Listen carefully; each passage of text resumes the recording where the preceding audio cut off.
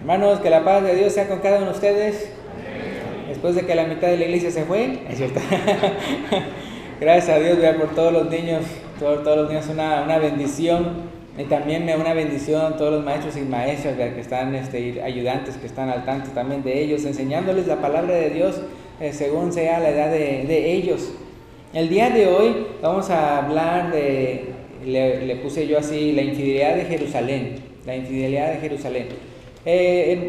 Por ejemplo, hemos hablado acerca de cómo lo que la palabra de Dios dice en contra del pecado, ¿verdad? Cómo tenemos que ser personas arrepentidas, ¿verdad? Para entonces ser bautizadas y seguir fieles, ¿verdad? En ese camino a la santidad. Y también, pero como quiera, yo tengo una serie de temas que me han dado los hermanos, los ancianos de la congregación. Simplemente me dijeron diferentes cosas.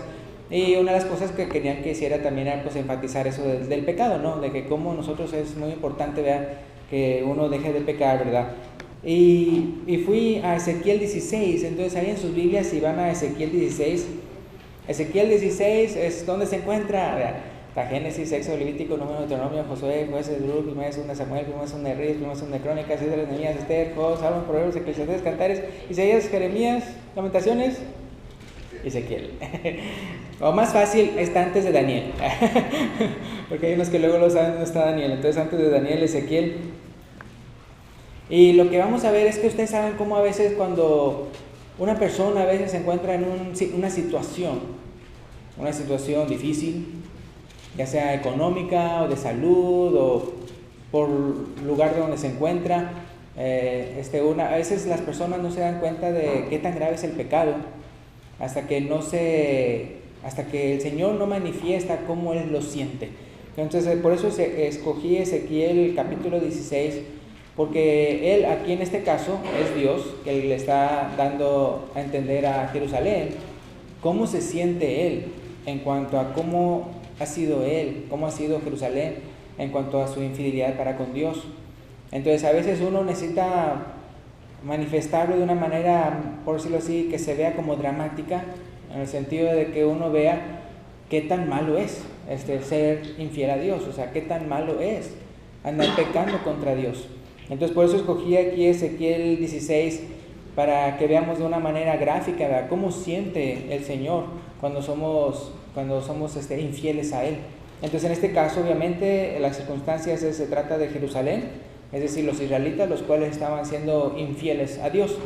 Pero fíjense cómo lo pone Dios. Entonces, Ezequiel 16, voy a leer todo el capítulo para que quede bien claro, vea, la manera que quiere Él darnos a entender, vea, lo malo que es el pecado. En este caso, diciéndole esto a Jerusalén. Entonces dice capítulo 16 de Ezequiel, dice: vino a mí palabra de Jehová diciendo: hijo de hombre, notifica a Jerusalén sus abominaciones, y di: así ha dicho Jehová el Señor sobre Jerusalén: tu origen, tu nacimiento es de la tierra de Canaán, tu padre fue amorreo y tu madre etea.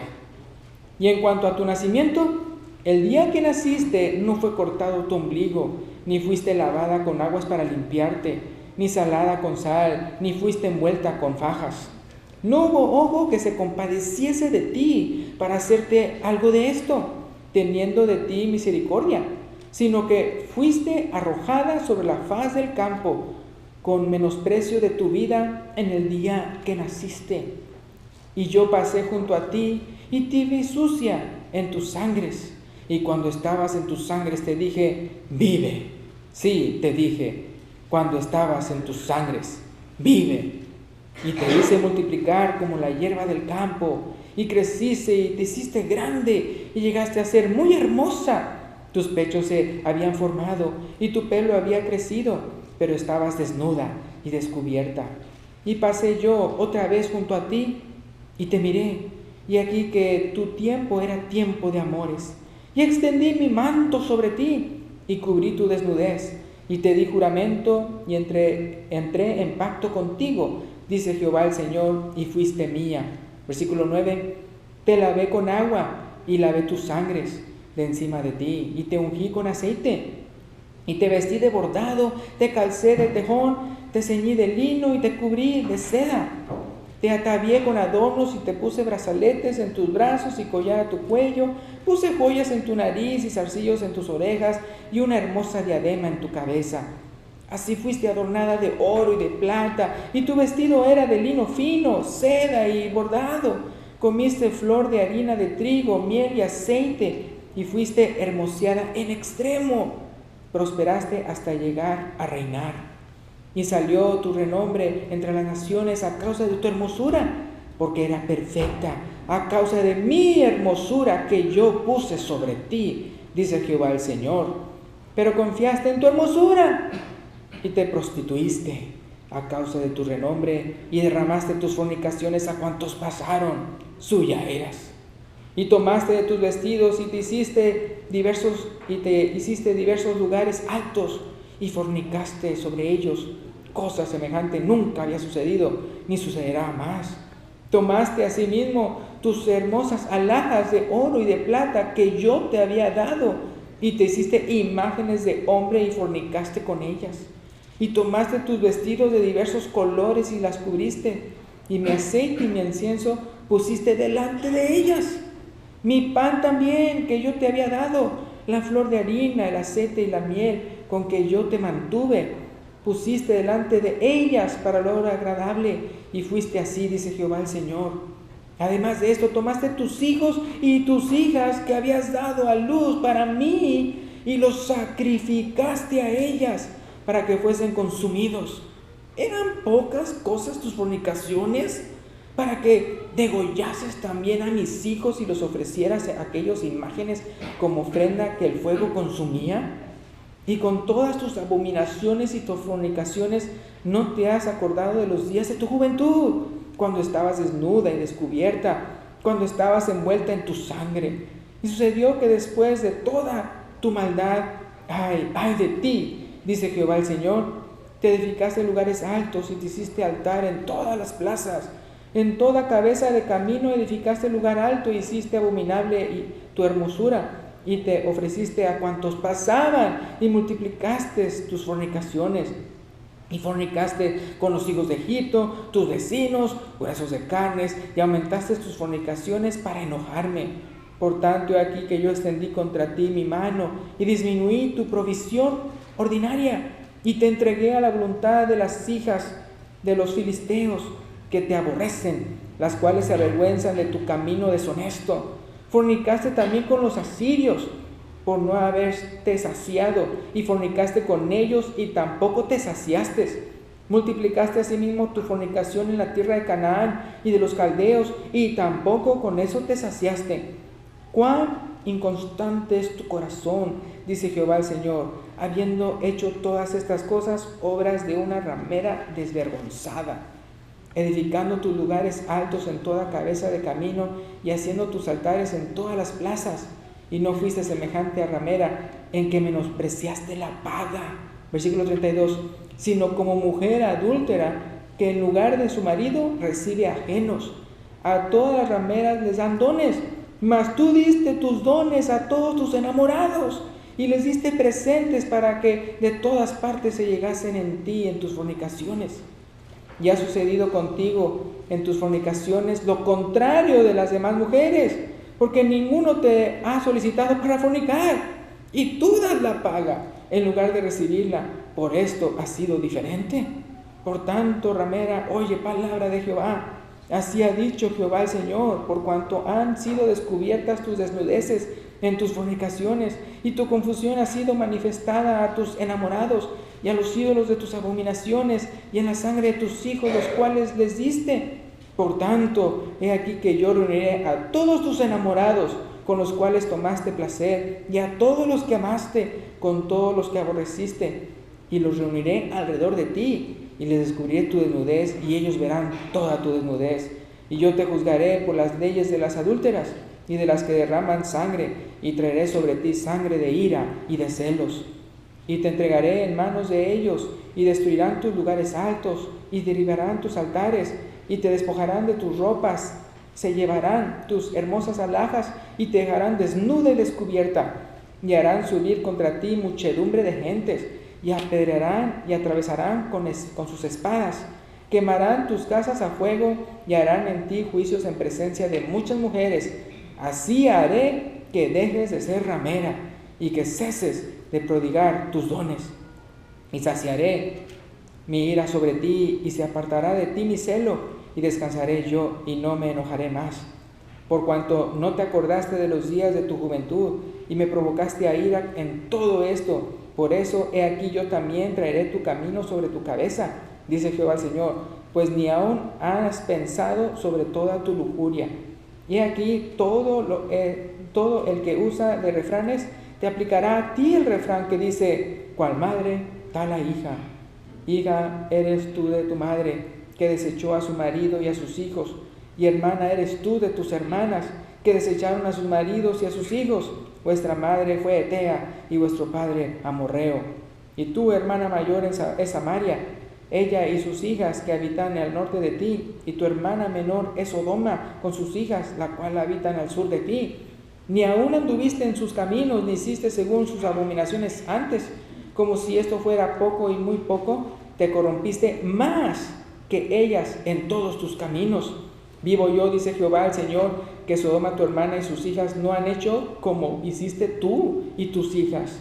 He aquí que esta fue la maldad de Sodoma, tu hermana. Soberbia, saciedad de pan y abundancia de ociosidad tuvieron ella y sus hijas, y no fortaleció la mano del afligido y del menesteroso. Y se llenaron de soberbia e hicieron abominación delante de mí, y cuando lo vi, las quité. Y Samaria no cometió ni la mitad de tus pecados, porque tú multiplicaste tus abominaciones más que ellas, y has justificado a tus hermanas con todas las abominaciones que tú hiciste. Tú también, que juzgaste a tus hermanas, lleva a tu vergüenza en los pecados que tú hiciste, más abominaciones, más abominables que los de ellas, más justas son que tú. Avergüénzate, pues tú también, y lleva tu confusión, por cuanto has justificado a tus hermanas. Yo pues haré volver a sus cautivos, los cautivos de Sodoma y de sus hijas, y los cautivos de Samaria y de sus hijas, y haré volver los cautivos de los cautiverios entre ellas, para que lleves tu confusión y te avergüences de todo lo que has hecho, siendo tú motivo de consuelo para ellas. Y tus hermanas Sodoma con sus hijas y Samaria con sus hijas volverán a su primer estado. Tú también y tus hijas volveréis a vuestro primer estado. ¿No era tu hermana Sodoma digna de mención en tu boca en el tiempo de tus soberbias, antes que tu maldad fuese descubierta? Así también ahora llevas tú la afrenta de las hijas de Siria y de todas las hijas de los filisteos, las cuales por todos lados te desprecian. Sufre tú el castigo de tu lujuria y de tus abominaciones, dice Jehová. Pero más ha dicho Jehová el Señor: ¿haré yo contigo como tú hiciste, que menospreciaste el juramento para invalidar el pacto? Antes yo tendré memoria de mi pacto que concreté contigo en los días de tu juventud, y estableceré contigo un pacto sempiterno, y te acordarás de tus caminos y te avergonzarás cuando recibas a tus hermanas, las mayores que tú y las menores que tú, las cuales yo te daré por hijas, mas no por tu pacto, sino por mi pacto que yo confirmaré contigo, y sabrás que yo soy Jehová, para que te acuerdes y te avergüences y nunca más abras la boca a causa de tu vergüenza, cuando yo perdone todo lo que hiciste, dice Jehová el Señor, ¿verdad? Entonces uno puede ver, o sea, como a veces ya en el caso de uno se siente como que, pues, o sea, no estoy haciendo tanto mal, ¿verdad? Estoy teniendo este pecadillo, o este pecado blanco, ¿verdad? O cosas así. Y en el caso de Dios de todo, ¿verdad? En el caso de Él, o sea, Él ve cómo es nuestra vida. En el caso de aquí de los en Jerusalén, habían hecho cosas tan abominables, imagínense, se habían vuelto idólatras, y no nada más idólatras, sino que hasta físicamente, o sea, literalmente ofrecían a sus hijos, a sus hijas en el fuego, o sea, sí adoraban a unos ídolos de ellos, o sea, hacían cosas tan abominables. Y entonces él, si ustedes ven, o sea, cómo el Señor lo presenta a ella como una ramera, como dice, y todavía peor que una ramera, dice, porque las rameras reciben paga, al contrario, tú no. Al contrario, no, tú lo das de gratis, no nada más de gratis, sino que tú eres el que paga, porque ellos ni siquiera te han solicitado, sino que tú eres la que está solicitando. O sea, tanto es el pecado que hasta ellos pagan por pecar. Entonces uno puede ver, o sea, cómo uno tiene que analizarse y ver, ¿verdad?, si uno no está haciendo lo mismo. Uno tiene que ver, ¿verdad?, si en el caso de uno, si Dios realmente lo está viendo a uno de una manera santa y pura, o si uno realmente está siendo infiel a Dios.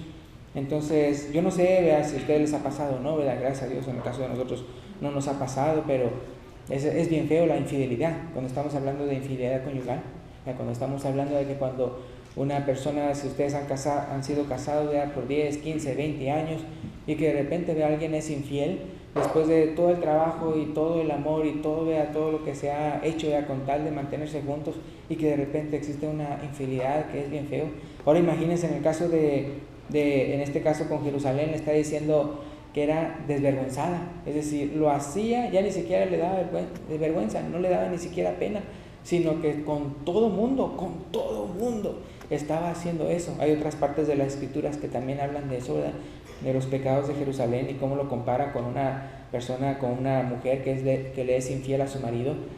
Pero es increíble cómo, si se fijaron ahí en medio de lo que estábamos leyendo, dice en el versículo 41, ¿verdad?, que cómo Él los va a castigar, y dice: haré que dejes de ser ramera y que ceses de prodigar tus dones. O sea, de una u otra manera, entonces el Señor los castigó de una manera bien fuerte, ¿verdad? A final de cuentas ellos estaban recibiendo el castigo por su pecado. Es muy importante, ¿verdad?, que sabemos ya, como hay unas personas que dicen Dios aborrece el pecado, no el pecador. Pero ¿quién es el que recibe las consecuencias? ¿El pecado o el pecador? El pecador, ¿verdad? Entonces sí, o sea, él aborrece el pecado, y entonces por lo tanto, ¿verdad?, si tú estás pecando, entonces Él va a tratar de todo lo que sea posible con tal de quitarte, de que tú dejes de pecar.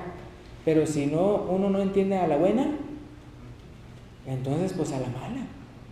Entonces es muy importante, y todo lo hace ¿para qué? Para que tú al final de cuentas ya te arrepientas, como dice ahí al final, ¿verdad?, de que se va a avergonzar y se va a acordar de todo lo que hizo. Y obviamente la persona que se avergüenza y todo eso es para que se arrepiente, es para que ya lo deje de hacer. Y luego todavía al mero final, ¿qué es lo que va a hacer? Dice: ¿verdad?, cuando yo perdone todo lo que hiciste, dice Jehová el Señor. Y cuando dice ahí, ¿verdad?, que en el versículo 59 dice: pero más ha dicho Jehová el Señor, haré yo contigo como tú hiciste. O sea, si yo también voy a ponerme de infiel y todo eso, voy a hacer tantas cosas en contra de ti. No, fíjense, haré yo contigo como tú hiciste, que menospreciaste el juramento para invalidar el pacto. Y no, ¿verdad?, no nada más voy a entonces rectificar ese pacto, sino que voy a ahora entrar en un nuevo pacto contigo, un pacto eterno, un pacto, ¿verdad?, en el cual, ¿verdad?, tú ya seas limpia, pura, de una manera bien bonita. Entonces, algo que les quería decir, ya aplicándolo para nosotros, ¿verdad?, la iglesia de Cristo. Habrá momentos en que el Señor nos tenga por infieles, es decir, como una mujer infiel. Habrá momentos en los cuales, ¿verdad?, el Señor, ¿verdad?, nos tenga a nosotros como una mujer infiel, o solamente eso aplica al Antiguo Testamento. Bueno, si vamos a Santiago capítulo 4, fíjense cómo le dice a esos hermanos, los cuales estaban ya poniendo a Dios en segundo lugar, estaban prefiriendo ser amigos del mundo. No dice el montón de maldades que dice Ezequiel 16, los cuales son muy fuertes. No llega a decir maldades tan grandes. Y sin embargo, vea cómo nos compara. Dice Santiago capítulo 4, versículo 4 y 5. ¿Él lo tiene? Dice: oh almas adúlteras, ¿no sabéis que la amistad del mundo es enemistad contra Dios? Cualquiera pues que quiera ser amigo del mundo se constituye enemigo de Dios.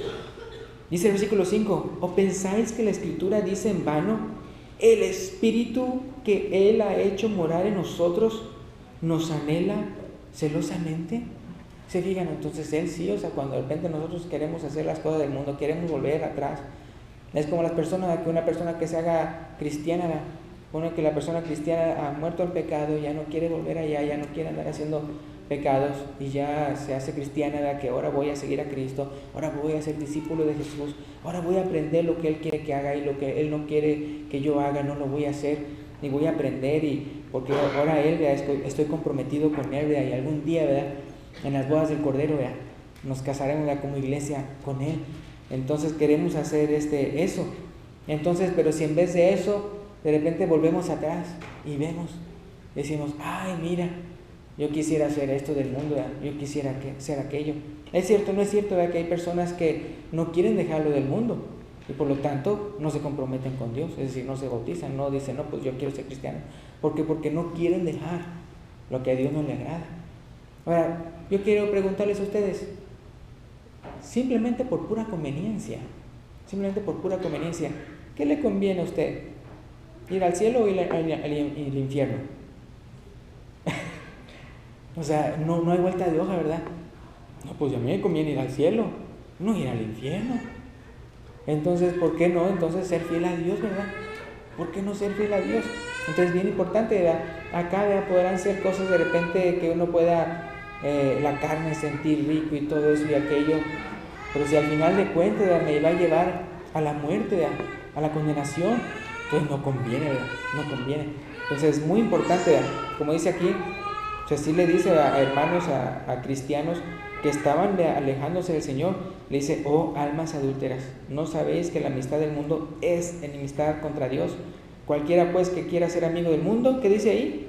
Se constituye enemigo de Dios. Es decir, no tengo yo que andar diciendo, voy a ser infiel a Dios, o no tengo que decir yo con mis palabras, voy a ser enemigo de Dios, sino que mis acciones y mi manera de vivir, ya con eso me estoy yo constituyendo enemigo de Dios, como una persona infiel y adúltera.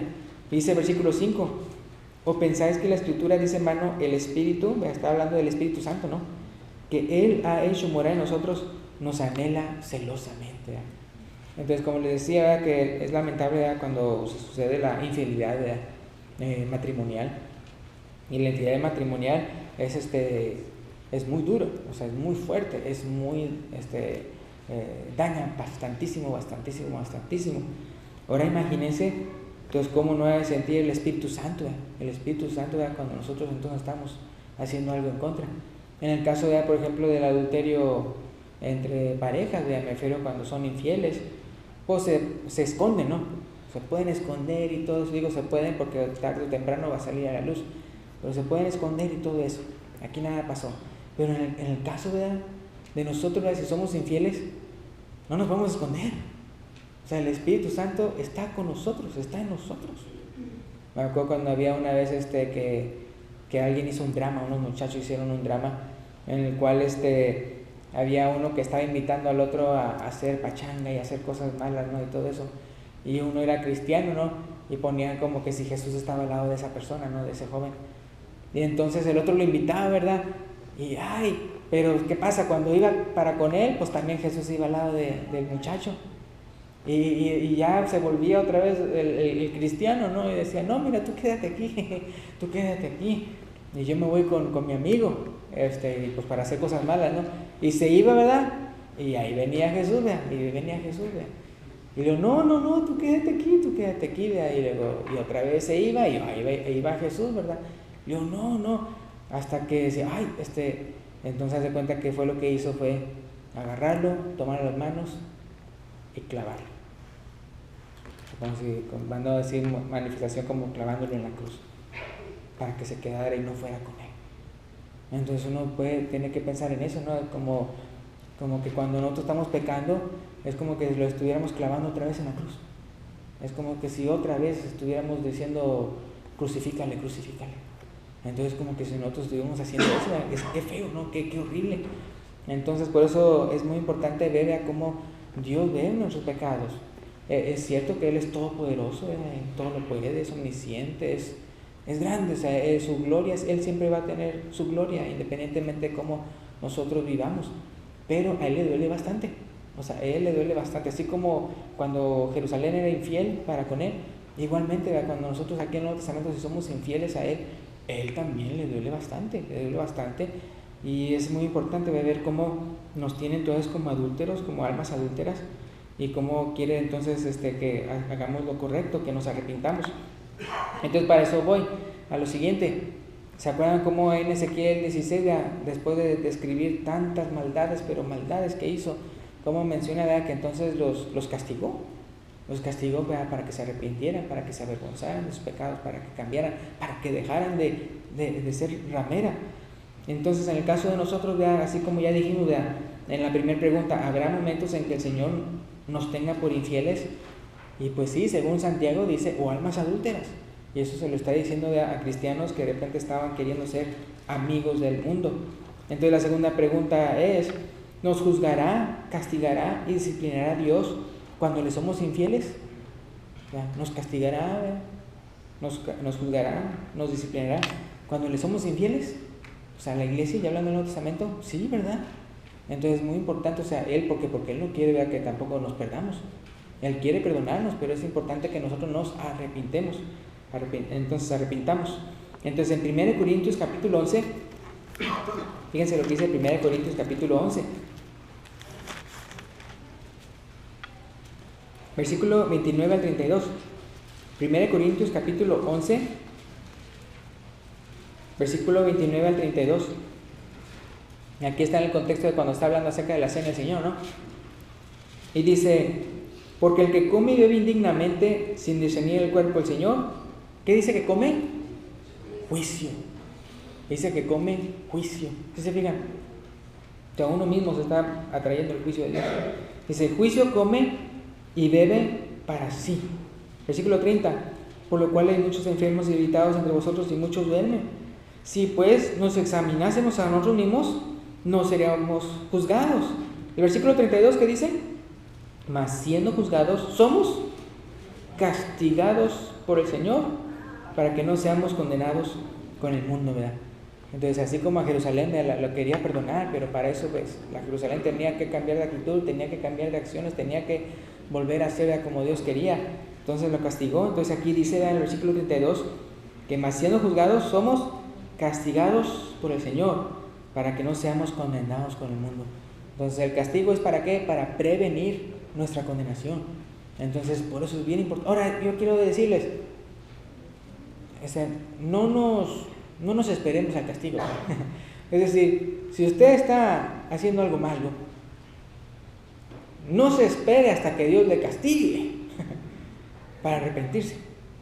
O sea, ahí tienes, pues, otra vez como Jerusalén, de repente hace una cosa mal, y otra más, y otra más, y otra más, y luego se multiplica, y luego ya después hasta ella misma anda pagando con tal de pecar. Entonces es muy importante que nosotros no nos esperemos hasta que le colmemos a Dios, ¿verdad? Su paciencia.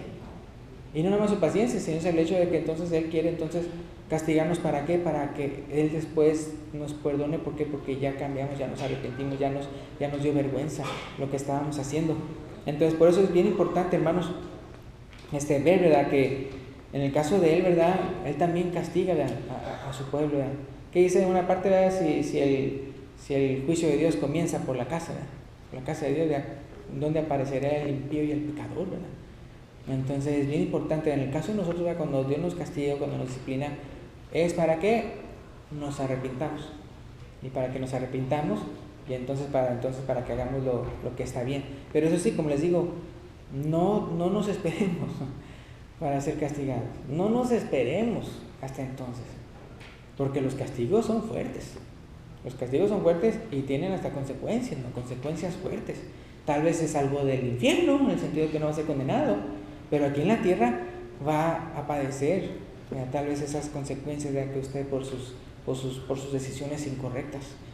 Entonces por eso es bien importante, ¿verdad? Que no esperarnos hasta que entonces ya nos castigue, nos discipline para corregirnos, ¿verdad? Si usted ya sabe, acuérdense, ya los que somos cristianos tenemos el Espíritu Santo en nosotros, que nos anhela celosamente. Entonces el Espíritu Santo de una u otra manera nos dará a entender, a conocer que estamos mal, ¿sí o no? Pues sí, o sea, es decir, no nos va a dar a conocer de que estamos haciendo mal hasta que nos castiga, sino que desde antes, desde el momento que estamos haciendo lo malo, o sea, luego el corazón, luego como que hay algo que uno no está a gusto, que uno no está bien, que uno no está. Entonces es muy importante, o sea, ver que no esperar el castigo, sino desde el momento en que uno se está dando cuenta que uno está haciendo mal, Uno, eliminar eso que es pecado, eliminar lo que es malo. Ahora, si se fijaron, aquí en 1 Corintios capítulo 11 habla acerca de que cómo Él nos castiga para que no seamos condenados con el mundo. Ahora, ahí mismo en 1 Corintios, pero el capítulo 5, fíjense, 1 Corintios capítulo 5, versículo 1 al 5. 1 Corintios capítulo 5, versículo 1 al 5. Fíjense, aquí está hablando de una persona cristiana, pero que lamentablemente empezó a pecar, y un pecado que ni siquiera los del mundo aguantarían. 1 Corintios 5, 1 al 5 dice: de cierto se oye que hay entre vosotros fornicación, y tal fornicación cual ni aún se nombra entre los gentiles, tanto que alguno tiene la mujer de su padre. O sea, parece que era su madrastra. Versículo 2: y vosotros estáis envanecidos. ¿No debierais más bien haber lamentado para que fuese quitado de en medio de vosotros el que cometió tal acción? Ciertamente yo, como ausente en el cuerpo, pero presente en espíritu, ya como presente he juzgado al que tal cosa ha hecho. Versículo 4: en el nombre de nuestro Señor Jesucristo, reunidos vosotros y mi espíritu, con el poder de nuestro Señor Jesucristo, el tal se ha entregado a Satanás para destrucción de la carne, a fin de que el espíritu sea salvo en el día del Señor Jesús. ¿Sí se fijan, verdad? O sea, como él estaba ahí entre los cristianos, no, pues, o sea, no le pasaba nada malo y todo eso. O sea, se sentía como cualquier otro, ¿verdad? Cualquier otro hermano. Porque pues estaba disfrutando de lo mismo, estaba yendo a sus casas, estaba yendo a la reunión, todo ese tipo de cosas. Pero estaba viviendo una vida completamente perdida. Estaba viviendo como hijo del diablo. Entonces decía, no, el tal se ha entregado a Satanás. ¿Para qué se refiere? Ahí al final del versículo 13, o sea, capítulo 5, versículo 13, se refiere a esto. Dice versículo 13: porque los que están afuera Dios juzgará. Quitad pues a ese perverso de entre vosotros. Entonces eso se refería con eso de entregar a Satanás. No significa que iban a hacer un conjuro y que quién sabe qué, y ahí el diablo te lo entregamos a ti. No. Sino simplemente que quedara bien claro a ese hermano, tú ya te estás comportando, ¿verdad?, como un hijo del diablo, ya no perteneces aquí, ya no eres aquí. O sea, no te engañe tu corazón, no te engañe tu cabeza, estás en pecado, estás viviendo en pecado. Entonces ya no eres parte de la iglesia. Ahora fíjense lo que dice el versículo 5. ¿Qué dice ahí? El tal se ha entregado a Satanás para destrucción, ¿qué dice? De la carne, a fin de que el espíritu sea salvo en el día del Señor Jesús. Entonces se puede decir que como que en la iglesia era como un lugar seguro, en el cual él no sentía las consecuencias de su pecado, como un safety net, así dicen en inglés, ¿no? Entonces, para afuera, para que realmente veas las consecuencias por tu pecado. Porque, en serio, hermanos, ¿qué es mejor? ¿Sufrir las consecuencias del pecado aquí o a la hora del juicio? Mejor ahorita ya. Entonces, si a un hermano lo estamos haciendo pretender como que él es uno de nosotros, él está bien, no, la sangre de Cristo te cubre, que quién sabe qué y todo eso, pero él sigue pecando y luego se muere y a la condenación. Entonces no, más justo sería, hermano, estás pecando, estás practicando el pecado. Si no quieres arrepentirte, y se ha pasado en congregaciones de por aquí, ¿no?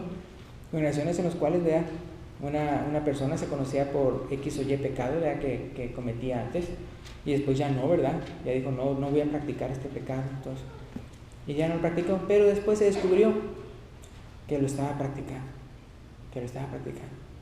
Hermano, ¿qué pasó? Y era una persona, pues, que era, por decirlo así, influyente en la iglesia. Entonces, ¿qué pasa? Que dice, un poco de levadura leuda toda la masa. Entonces, te vamos a hacer el favor a ti de que tú realmente te des cuenta de las consecuencias de tu propio pecado ahí en el mundo. O sea, que te des cuenta que no estás en Cristo, ¿verdad?, cuando estás ahí practicando el pecado. Y por otro lado, también le estamos haciendo el favor a la iglesia, para que otras personas digan, no, pues él está ahí, pues está bien, pues yo también voy a practicar lo mismo. Cuando Dios habla en contra de Jerusalén, ¿habla nada más en contra de una sola persona? No, está hablando de todo, de toda la ciudad, de toda la nación. Empezó uno, ¿verdad? Y empieza otro, y empieza otro, y empieza otro, hasta que todo el mundo está haciendo un montón de pecados. Entonces, por eso es bien importante En el caso de nosotros que vemos, ¿verdad?, que como, y el resultado es eso, que de una vez ahorita tenga las consecuencias de su pecado, o sea, que él mismo se dé cuenta de lo malo que es su pecado. ¿Para qué? Para que se arrepienta, para que se avergüenza, para que diga, en serio, que tan bajo caí, en serio. Y entonces que se arrepiente, se avergüenza, se arrepiente. Y eso pasó, y es por eso que entonces cuando se arrepiente, entonces por eso dice que entonces el espíritu sea salvo en el día del Señor Jesús. Es decir, en la carne iba a sufrir montonal de las consecuencias de su mala decisión, pero ya con su arrepentimiento y volver otra vez a la iglesia, entonces ya iba a poder ser salvo, ¿verdad?, ya cuando viniera Jesús. Entonces lo que les digo aquí es de que eso sí pasó, porque uno lo puede ver. Nada más les voy a leer 2 Corintios capítulo 2, la segunda carta, porque esta es la primera carta, ¿no? Entonces en la segunda carta, ya para cuando vino la segunda carta a los Corintios, se ve que entonces esa persona que estaba haciendo mal se arrepintió y quería regresar a la iglesia. Entonces 2 Corintios capítulo 2, entonces sí funcionó, vea, lo que era esa disciplina, lo que era el castigo, el cual era no que la persona se condenara, sino que la persona regresara arrepentido y se salvara. Dice 2 Corintios 2, 6 al 8, dice: le basta a tal persona esta reprensión hecha por muchos, así que al contrario, vosotros más bien debéis perdonarle y consolarle, para que no sea consumido, ¿qué dice ahí?, de demasiada tristeza. ¿Sí? Fíjense, o sea, él se había arrepentido, le causó tanto, o sea, tanta vergüenza y tanta tristeza. O sea, si se fijan, o sea, una persona puede llegar a pecar tanto que ya es un sinvergüenza, así, o sea, es un sinvergüenza. Pero ya cuando se le da a entender, mira, o sea, cómo está y todo eso, y se le practica de esa manera. Me acuerdo que una vez en Guadalajara alguien decía que lo que hacían allá era simplemente ya no le decían hermano. Ya no le decían hermano. No lo sacaban de la iglesia, pero simplemente ya no le decían hermano. Así. Y entonces sí, pasó por lo menos una vez, ¿verdad?, que me contaron, de que sí, entonces la persona se avergonzó tanto, se sintió mal, o sea, oh, wow, o sea, no me entienden como su hermano, y es que estás practicando el pecado. ¿Cómo puede? O sea, decir que eres mi hermano. Y entonces uno no puede. Acuérdense que en la palabra de Dios, los que somos redimidos, los que somos redimidos por la sangre de Cristo, los que somos salvos, se nos llama santos. Acuérdense, se nos llama santos. Pero en la palabra de Dios sí se le llama pecador, no nada más a las personas que no han recibido la salvación, sino también a aquellos que ya siendo de la iglesia, ya habiendo sido bautizados, vuelven otra vez a practicar el pecado, a vivir en el pecado. También se les llama pecadores a ellos. Entonces uno puede ver que es bien importante, o sea, si de una vez se le dice ahorita, de una vez se alerta y se avergüenza y se da cuenta la persona qué tan bajo he caído. Entonces en 2 Corintios 2, 6 al 8, dice el versículo 8: por lo cual os ruego que confirméis el amor para con él, ¿verdad? Entonces lo que había pasado en ese momento es que la persona sí lo habían sacado de la iglesia, y ahí sufrió las consecuencias de su pecado. O sea, quién sabe qué le habrá pasado, qué sé yo, vea. La cosa de él que también se sintió bien triste, o sea, viéndose en la situación en la que él mismo se había metido, y ya venía arrepentido de la iglesia. Pero entonces ya el apóstol Pablo que dice: mira, ya se arrepintió, o sea, ya, o sea, que venga otra vez, porque también estaría malo que una persona que estaba practicando el pecado y de repente ya deja de practicar el pecado, o sea, ya se da cuenta de que estuvo mal y que ya sería malo que entonces la iglesia lo rechazara. Porque fíjense lo que dice el versículo 9 y 10, en 2 Corintios 2, 9 y 10. Porque también para este fin os escribí, dice el apóstol Pablo a los Corintios, para tener la prueba de que si vosotros sois obedientes en todo, no nada más en el hecho de que lo echaron para afuera, sino en el hecho de que también lo van a recibir una vez que él ya se ha enderezado. Versículo 10, fíjense: y al que vosotros perdonáis, yo también, porque también yo lo he perdonado. Si algo he perdonado, por vosotros lo he hecho en presencia de Cristo. Versículo 11: para que Satanás no gane ventaja alguna sobre nosotros, pues no ignoramos sus maquinaciones. ¿Verdad? que las maquinaciones del diablo tienen que ver con que un poquito de levadura leude toda la masa. Entonces lo que ellos dicen es, no, quítenlo para afuera, para que no leude la masa. Y también vea, para que él se arrepienta y se salve. Y después de eso, ya cuando se arrepiente y viene de regreso, recíbanlo, porque si no, también esa es otra maquinación del diablo. Así como él, una levadura para que leude toda la masa, no me funcionó esto. Ahora entonces lo que voy a hacer es que las personas se hagan bien duras para con él, para con esa persona, y ya no lo reciban, aun y cuando verdaderamente se haya arrepentido. No, también lo tienen que recibir. ¿Se acuerdan de Ezequiel 16? El primer capítulo que leímos. Él, lo juzgó, a su pueblo, lo castigó severamente y se avergonzó y se arrepintió. Entonces, ¿qué dice al final? ¿Qué es lo que hace? Que lo perdona. Entonces, ¿cómo recibió otra vez a Jerusalén? Entonces, en el caso de nosotros, vea que ni siquiera éramos pueblo suyo. Gracias a la sangre del Señor Jesucristo, nosotros podemos ser pueblo de Dios. Entonces, por eso es muy importante, vea, que veamos ya cómo hace Dios las cosas y para que también nosotros lo imitemos. Entonces, acuérdense, la disciplina y el castigo tienen como fin la corrección, el arrepentimiento del que peca. No voy a ir para allá, pero acuérdense que en Hebreos capítulo 12, versículo 5 al 11, Hebreos 12, 5 al 11, dice que como Dios, como Padre que castiga a su Hijo, así también lo hace Dios ya. Entonces, ¿para qué? Para disciplinarlos. ¿Para qué? Para que no seamos condenados también, para evitarnos eso. Entonces, eso sí, que durante el castigo, durante la disciplina, pues puede ser que nos duela bastante, que duela realmente mucho. Pero ¿para qué es?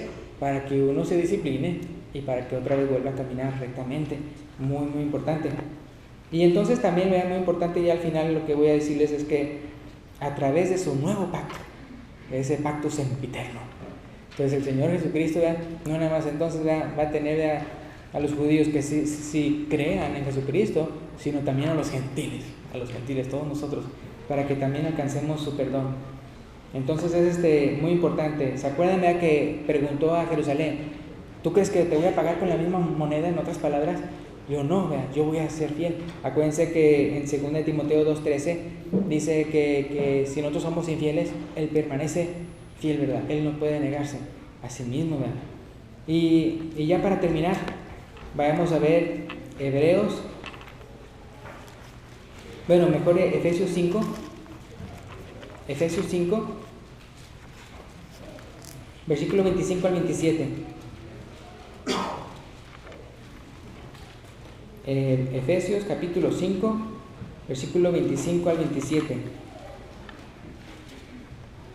Ustedes tal vez cuando lean lo que dice ahí, tal vez piensen que me equivoqué de cita. No, es que vamos a ver el ejemplo de Jesús y lo que hizo por la iglesia. Efesios 5, 25 al 27. Maridos, amad a vuestras mujeres, y luego fíjense, así como Cristo amó a la iglesia, y que dice, y se entregó a sí mismo por ella. Ese es el pacto sempiterno, el pacto en el cual, Él paga por nuestros pecados, Porque la cosa, si una persona se arrepiente, como quiera que toda la maldad que hizo, la paga del pecado es muerte. Pero la dádiva de Dios es vida eterna en Cristo Jesús. Porque entonces Él paga por nuestro pecado. Y se entregó a sí mismo por ella. Versículo 26. ¿Para qué? Para santificarla, habiéndola purificado en el lavamiento del agua por la palabra, a fin de presentársela a sí mismo una iglesia gloriosa, que no tuviese mancha, ni arruga, ni cosa semejante, sino que fuese, ¿qué? Santa y sin mancha. Y con esto que queremos dejarles, acuérdense lo que dice también 2 Corintios 11:2. Quiero dejarlos con este pensamiento. Dios, Jesús, ahí en las bodas del Cordero, se va a casar con una esposa sin mancha ni arruga. Entonces, bien importante, hermanos, nosotros que nos mantengamos de esa manera, que seamos fieles a Él, que no seamos como lo que hizo Jerusalén, sino que seamos fieles y dejemos de pecar. Entonces, ahí en 2 Corintios 11:2, ¿qué es lo que dice el apóstol Pablo? Porque os celo con celo de Dios, pues os he desposado con un solo esposo, para presentaros, ¿de qué manera? como una virgen pura a Cristo. 2 Corintios 11:3. Y ya para terminar, Apocalipsis 19:8. Ahí se ven las bodas del Cordero. Apocalipsis 19, versículos 7 y 8. Fíjense, esto es lo que va a pasar en el futuro, hermano. Ya Jesús se va a casar con una iglesia gloriosa. Entonces es bien importante que si nosotros queremos ser parte de esa iglesia gloriosa, que nos comportemos debidamente. Dice Apocalipsis 19, 7 y 8. Gocémonos y alegrémonos y démosle gloria, porque han llegado las bodas del Cordero y su esposa, ¿qué dice? Se ha preparado. ¿Nos hemos preparado, hermanos? ¿Estamos preparados? Dice el versículo 8. Y a ella se le ha concedido que se vista de lino fino, limpio y resplandeciente, porque el lino fino es las acciones justas de los santos. Y con esto terminamos, ¿verdad? Saber, ¿verdad?, cómo es tan importante, hermanos, ver a los ojos de Dios cómo Él ve el pecado.